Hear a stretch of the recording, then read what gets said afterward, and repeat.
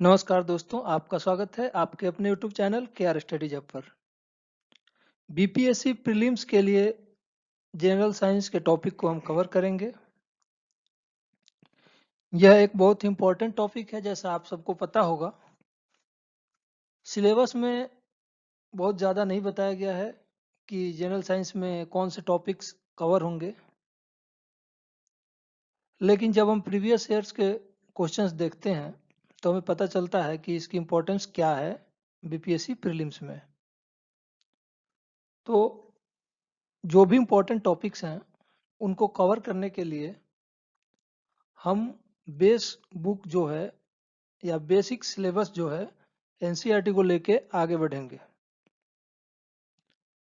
क्योंकि जहाँ सिलेबस दी गई है बीपीएससी प्रीलिम्स के लिए वहाँ साइंस को बस जनरल साइंस करके मेंशन किया गया है। इससे ज़्यादा उसके बारे में सब टॉपिक्स मेंशन नहीं है।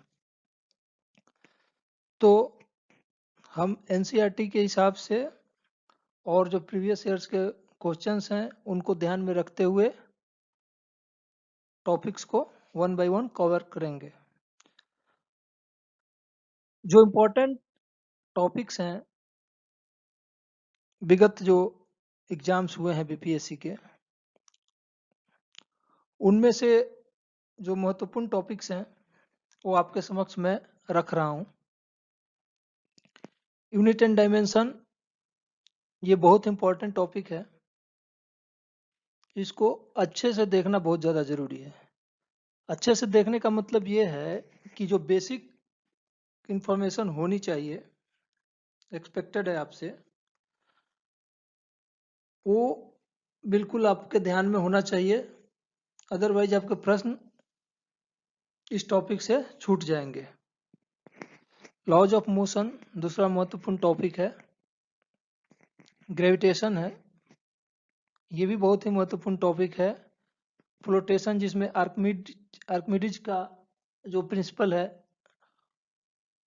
उसको इंक्लूड करके ये भी एक बहुत ही महत्वपूर्ण टॉपिक है। सरफेस टेंशन है और एसएचएम है, सिंपल हार्मोनिक मोशन, जिसमें वेव से रिलेटेड कुछ महत्वपूर्ण टॉपिक्स हैं।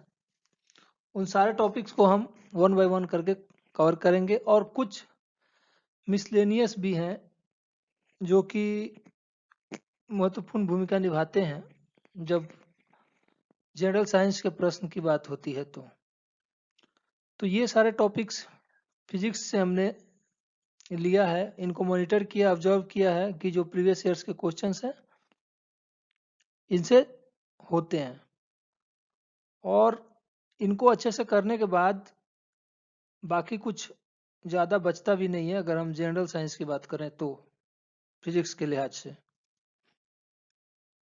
तो सबसे पहले यूनिट एंड डायमेंशन की बात होगी, उसके बाद आगे के टॉपिक्स को हम वन बाय वन कवर करेंगे। सबसे पहले यह जानना जरूरी है कि यूनिट्स का महत्व क्या है, इकाई का महत्व क्या है।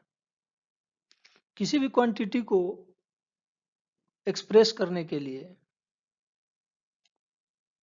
मात्रा की सख्त जरूरत है। बिना मात्रा के किसी चीज को एक्सप्रेस नहीं कर सकते, और वो जो यूनिट हो वो इस प्रकार से होना चाहिए कि वर्ल्ड वाइड लोग उस यूनिट को समझे, जाने, और उसका वैल्यू जो है यूनिवर्सली एक्सेप्टेड हो और यूनिक हो। अब कोई 1 किलोमीटर बोले तो चाहे वो इंडिया में बोले या अमेरिका में बोले या यूरोप के किसी देश में बोले, 1 किलोमीटर का मतलब 1 किलोमीटर ही होगा, उससे ज़्यादा या कम नहीं होगा। तो किलोमीटर यहाँ पे इकाई है और वन जो है क्वांटिटी है। तो वो एक क्वांटिटी और किलोमीटर उसका यूनिट, इससे यह डिफाइन होता है कि यह डिस्टेंस कितना है। और यह डिस्टेंस आप कहीं भी चले जाएं, किसी भी सिविलाइज्ड जो कंट्री आज का, वहाँ पे उसका वैल्यू उतना ही होगा जितना किसी दूसरे जगह पे होगा, दूसरे देश में होगा। तो इसकी महत्व हो गई। इसी प्रकार से चाहे वो केजी हो, चाहे सेकंड हो, इलेक्ट्रिक करंट की जो यूनिट है वो हो, टेम्परेचर हो, टेम्परेचर की यूनिट केल्विन, या ल्यूमिनियस इंटेंसिटी की हो कैंडल, अमाउंट ऑफ सब्सटेंस की यूनिट हो मोल, इन सारे यूनिट को यूनिवर्सली एक्सेप्टेड किया जाता है। और ये यूनिट इसीलिए महत्वपूर्ण है कि किसी भी क्वांटिटी को जब एक्सप्रेस करना हो तो इंटरनेशनल लेवल पर भी किसी को कोई कंफ्यूजन ना हो। ठीक है। अभी आज के समय में जो यूनिवर्सली एक्सेप्टेड यूनिट है ग्लोबली, वो है एसआई यूनिट। ठीक है। अब एसआई यूनिट ने कुछ क्वांटिटीज के यूनिट्स को फंडामेंटल या बेस यूनिट माना है। अभी 7 फंडामेंटल यूनिट्स हैं वर्ल्ड वाइड। ये 7 फंडामेंटल यूनिट्स जो हैं, इनके डेरिवेशन के लिए, इनको डिराइव करने के लिए अन्य यूनिट्स की हेल्प लेने की जरूरत नहीं पड़ती, इसलिए इनको 7 फंडामेंटल बेस यूनिट या इंडिपेंडेंट यूनिट्स कहते हैं। ये 7 हैं संख्या में। लेंथ का हो गया, मास का हो गया, टाइम का हो गया, इलेक्ट्रिक करंट का हो गया, टेम्परेचर का हो गया, ल्यूमिनस इंटेंसिटी का हो गया, और अमाउंट ऑफ सब्सटेंस का हो गया। इन सारे जो क्वांटिटीज का मेंशन यहाँ पे हुआ है, इन सब का यूनिट जो है वो इंडिपेंडेंट है और वो फंडामेंटल यूनिट्स या इंडिपेंडेंट यूनिट्स कहलाते हैं। तो आप इसको अवश्य ध्यान में रखें। यह एक बहुत ही महत्वपूर्ण इंफॉर्मेशन है और यहाँ से प्रश्न बन सकते हैं। ठीक है। अब आज जो एसआई यूनिट ग्लोबली एक्सेप्टेड है, सब उसे स्वीकारते हैं और क्वांटिटीज को उसी टर्म में एक्सप्रेस किया जाता है। लेकिन ऐसा ऐसा पहले से नहीं था। इसके पहले सीजीएस सिस्टम, एफपीएस सिस्टम और एमकेएस सिस्टम प्रचलित हुए, और अभी जो एसआई यूनिट है ये इवॉल्व होकर एसआई यूनिट सिस्टम बना है।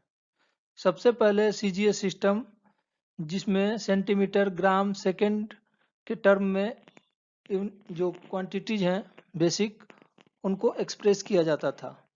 और ये सिस्टम जो है सीजीएस सिस्टम, इसको मेट्रिक या फ्रेंच सिस्टम भी कहा जाता है। तो आप इस चीज को ध्यान में रखिएगा, कोई कंफ्यूजन ना हो। 4 ही हैं यूनिट से अभी तक। तो 4 में से ये सीजीएस जो है, इसके 2 और नाम है, मैट्रिक सिस्टम या फ्रेंच सिस्टम। इसके अतिरिक्त एफपीएस सिस्टम जो है, फुट पौंड सेकंड सिस्टम, जिसमें कि लेंथ को फुट में, आज भी लंबाई नापने के लिए फुट शब्द का इस्तेमाल होता है। तो फुट, पौंड और सेकंड सिस्टम था। उसके बाद जिसको ब्रिटिश सिस्टम भी कहा जाता है। उसके बाद एमके सिस्टम, जिसमें मीटर, किलोग्राम, सेकंड सिस्टम था। लेंथ को मीटर में, मास को किलोग्राम में और टाइम को सेकंड में मापते हैं इस सिस्टम में। तो एमकेएस का ही मॉडिफाइड या एक्सटेंडेड जो रूप है वो एसआई यूनिट है, जो अभी हम यूज करते हैं। ठीक है। तो आज के इस टॉपिक में, आज के इस वीडियो में जो हम टॉपिक कवर किए वो है यूनिट एंड डायमेंशन फिजिक्स में। टॉपिक छोटा है लेकिन बहुत महत्वपूर्ण है। आप इसको ध्यान से देखिए, समझिए, अपने जो विचार हैं उनको कमेंट बॉक्स में बताइए। आपके जो प्रश्न होंगे, जो आपके कमेंट्स होंगे, उनके आधार पर फिर आगे का जो वीडियो होगा, जो आगे के लेसन्स होंगे, टॉपिक्स होंगे, उनको कवर किया जाएगा। ठीक है। Thank you so much.